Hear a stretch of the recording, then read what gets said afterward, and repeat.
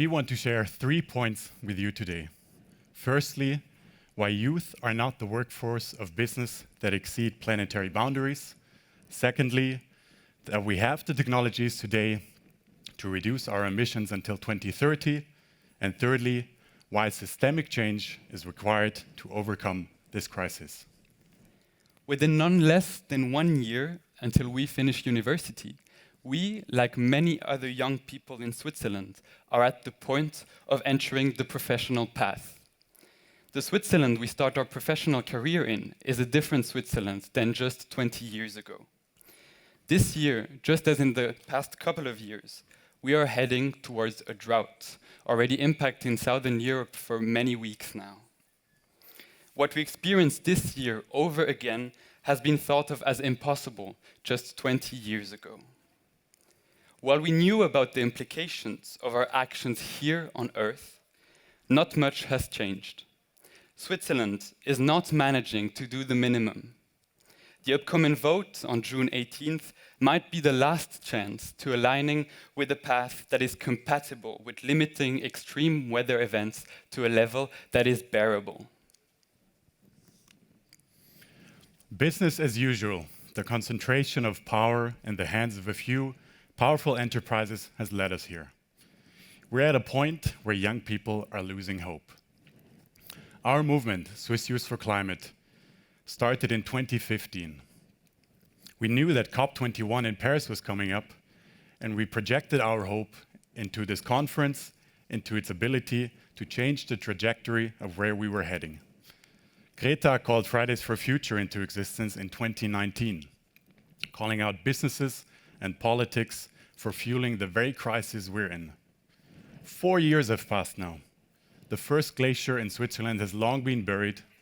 We have 2 years until we need to reach the emission peak, 7 more until we need to have reduced our emissions by 50%.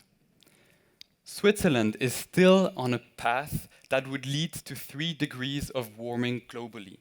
Our financial contributions to help the less privileged countries deal with the climate crisis are insufficient.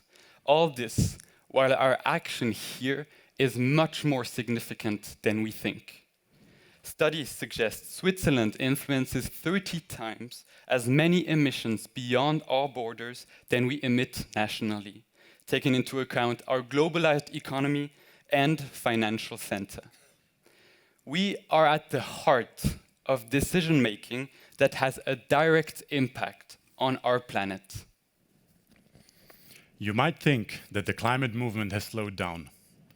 The sad reality is that many of the young people who were so involved these past years have reduced their engagement exactly because they see things are not moving quick enough.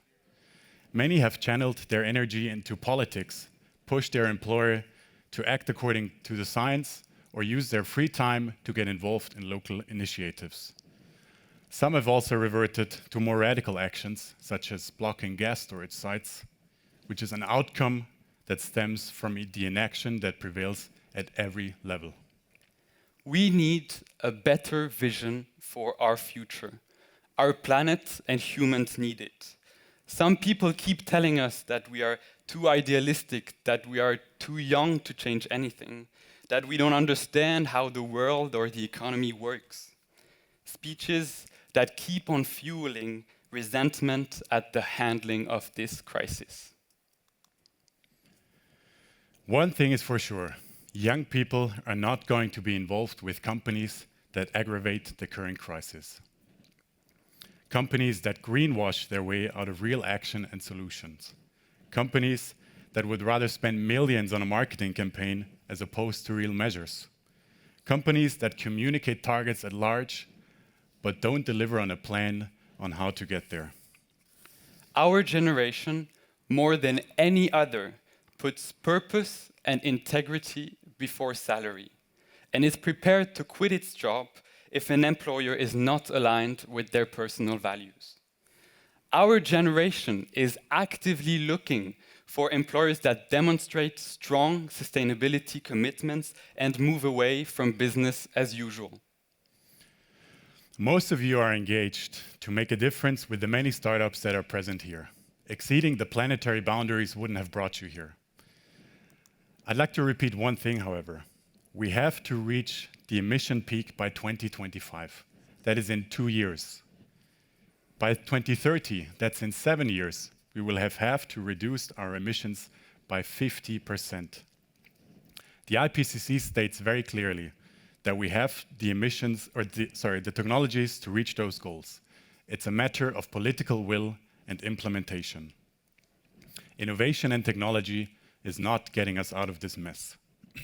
What we need today, first of all, is a strong sign for climate action on June 18th, and then everyone in their capacity to get behind the science and act according to it. We need to employ renewable energies on a scale that has never been seen before. We need to decarbonize the transport systems, and we need to rethink the way how we feed our world. The majority of this needs to happen in the next 7 years. 50 years after the report Limits to Growth, the scientists from the Club of Rome showed last year that even though we are currently following a dangerous path of exponential pollution, resource depletion, and social and environmental impacts, it is possible to avoid overshoot of greenhouse gas emissions. It does require extraordinary human effort and transformations that we must carry out. And it's not only about CO2 or protecting the Arctic ice sheet. It's about people.